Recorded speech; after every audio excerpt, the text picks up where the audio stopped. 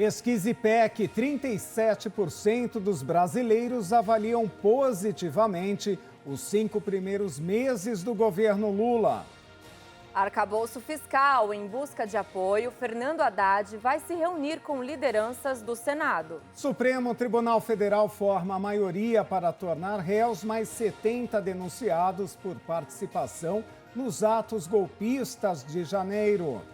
E as novidades para a maior parada do orgulho gay, que acontece no próximo domingo em São Paulo. É a partir de agora aqui no Brasil News.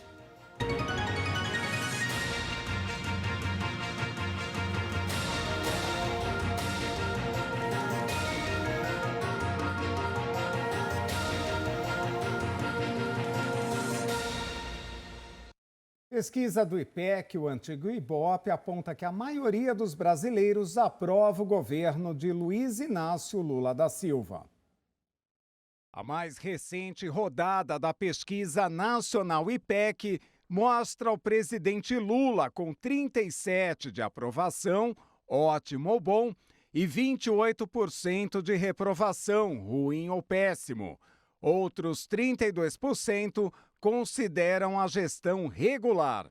O levantamento encomendado ao Instituto pelo jornal O Globo revela estabilidade em relação à pesquisa anterior, feita em abril.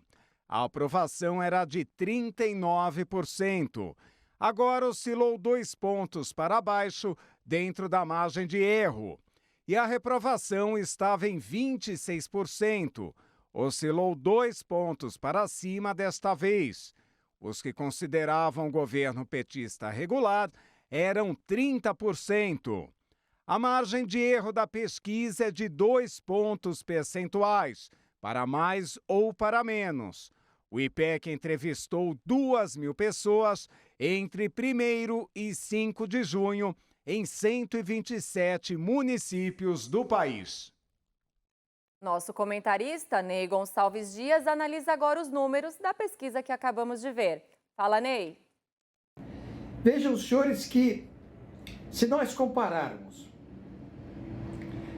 esta avaliação do presidente Lula com a última avaliação que foi feita no dia 11 de abril, próximo passado, a aprovação do governo do presidente Lula era de 39%. E os que consideravam o governo péssimo ou ruim oscilava entre 26% e 28%. Se você voltar 4 anos, você vai encontrar os 5 primeiros meses do governo do presidente Bolsonaro, que naquela ocasião era inferior a este de Lula. Nos 5 primeiros meses de governo, Bolsonaro teve uma aprovação de ótimo e bom só de 32%. Pois bem, mas se você voltar um pouco mais, você vai encontrar qual foi o presidente, o ex-presidente, que teve a maior avaliação do seu governo nos 5 primeiros meses do seu mandato. Os senhores vão ficar surpresos. Foi a ex-presidente Dilma Rousseff. A ex-presidente Dilma Rousseff foi aprovada nos seus primeiros 5 meses de governo do primeiro mandato em 48%. O advogado-geral da União, Jorge Messias, foi vaiado enquanto discursava ao citar o presidente Lula durante a Marcha para Jesus. A 31ª edição da Marcha para Jesus tomou as ruas de São Paulo nesta quinta-feira, feriado de Corpus Christi. Além de pastores, políticos também marcaram presença no evento. O ministro-chefe da Advocacia Geral da União, Jorge Messias, foi vaiado pelos participantes ao citar o presidente Lula. Eu vim aqui dizer para vocês que o nosso povo quer paz e que nós vamos trabalhar pela paz. Esse é o recado que o presidente pediu que eu trouxesse aqui para vocês. E que tenham, e que a paz de Cristo, meus irmãos, que a paz de Cristo seja com cada um de vocês. O presidente foi convidado para participar do evento, mas, como estava em viagem ao Nordeste e passar o feriado na Bahia, não compareceu. Ele chegou a enviar uma carta aos organizadores da marcha agradecendo o convite. Messias foi seu representante. Já o governador de São Paulo, Tarcísio de Freitas, foi ao evento e falou sobre a importância de manifestações religiosas para o Estado. Eu entendo que Deus explicou isso para nós na sua palavra. A gente hoje trouxe uma palavra de Crônicas que fala justamente sobre a capacidade das pessoas de se humilhar, de orar, de se afastar do mal, né, de buscar a sua face, e aí Deus vai ouvir, vai perdoar os pecados e vai sarar a sua terra. Então, no final das contas, esse é um caminho para a bênção do nosso território, do nosso estado. Eu creio muito nisso. E quanto mais gente estiver buscando a Deus, procurando a Deus, com temor a Deus, com certeza esse estado vai ser mais abençoado. A gente vai se afastar do que não presta, a gente vai se afastar do crime, a gente vai trazer a bênção para cá. E o que nós estamos buscando é trazer essa bênção. A Marcha para Jesus chegou ao Brasil em 1993 e já foi realizada em outros países. A Polícia Militar não divulgou o número de participantes até o fechamento desta reportagem. A reunião para discutir o novo arcabouço fiscal no Senado já está marcada. Na próxima semana, o ministro da Fazenda, Fernando Haddad, se encontrará com o presidente da Casa, Rodrigo Pacheco, e com líderes partidários. A reunião estava prevista inicialmente para o 1º de junho, mas a audiência teve de ser adiada em razão da votação da MP da reorganização dos ministérios, que perderia a validade se não fosse aprovada naquele dia. No encontro, marcado para a próxima quinta-feira, Haddad deve pedir aos líderes partidários apoio ao projeto e que espinha dorsal da proposta seja preservada, ou seja, não sofra modificações. O texto do novo arcabouço fiscal já foi aprovado pela Câmara dos Deputados no dia 23 de maio. Agora está sendo analisado na Comissão de Assuntos Econômicos do Senado. Se for aprovado na CAI, o texto ainda terá de ser analisado pelo conjunto de 81 senadores no plenário principal do Senado. O senador Omar Aziz, do PSD do Amazonas, que é o relator do projeto, já disse querer apresentar a parecer na próxima semana. O Supremo Tribunal Federal formou nesta sexta-feira a maioria de votos para tornar réus mais 70 acusados de participação na autoria, execução e incitação dos atos golpistas de 8 de janeiro, quando foram invadidos o Palácio do Planalto, o Congresso Nacional e a própria Corte. Esse é o 7º bloco de acusações em análise. O voto do relator Alexandre de Moraes foi seguido pelos ministros Rosa Weber, Luiz Fux, Edson Fachin, Dias Toffoli e Gilmar Mendes.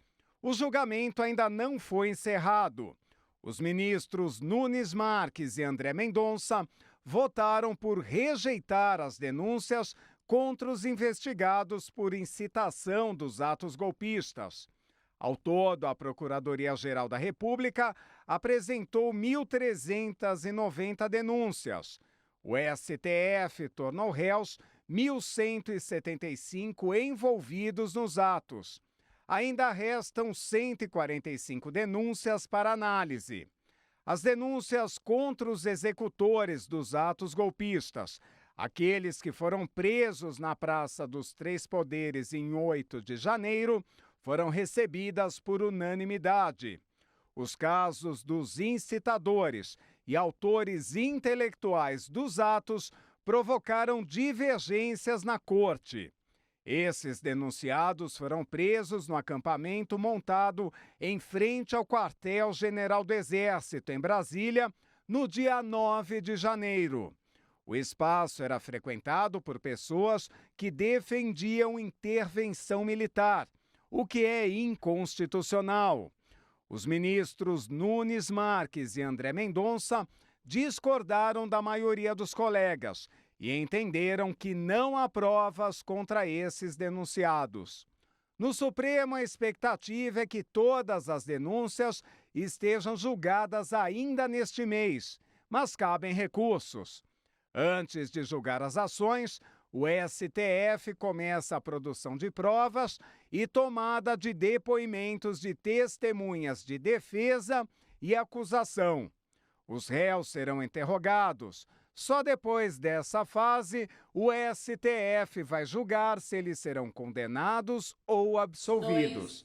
Não há prazo para os julgamentos. E a primeira sessão da CPMI do 8 de janeiro, que deve acontecer na próxima terça-feira, terá em pauta quase 300 requerimentos. O presidente da comissão tentou consenso entre o governo e oposição. Com dificuldade para chegar a um acordo, o presidente da CPMI do 8 de janeiro, o deputado Arthur Maia, do União da Bahia, pautou 285 requerimentos para a primeira reunião de votações do colegiado na terça-feira, dia 13. Inicialmente, seu plano era levar a voto somente 15 pedidos consensuais, suficientes para ocupar as 5 primeiras semanas de trabalho. Diante da impossibilidade de consenso, Maia optou pelo acordo possível. A relação traz pedidos que atendem ambos os lados. Constam na lista, por exemplo, os requerimentos apresentados pela relatora senadora Elisiane Gama, com base no seu plano de trabalho. Somente delas são 62, que abarcam desde o compartilhamento de informações e relatórios produzidos pela Agência Brasileira de Inteligência e pelas polícias militar e civil do Distrito Federal, até a convocação do general Braga Neto, vice na chapa do ex-presidente Jair Bolsonaro. Do outro lado, pautou requerimentos da senadora Damares Alves, por exemplo, que pede a relação de crianças e adolescentes, pessoas com deficiência e idosos que foram presos no acampamento golpista em Brasília, com a informação de se já foram liberados ou não. Faz parte da versão de bolsonaristas de que os detidos teriam sofrido maus tratos.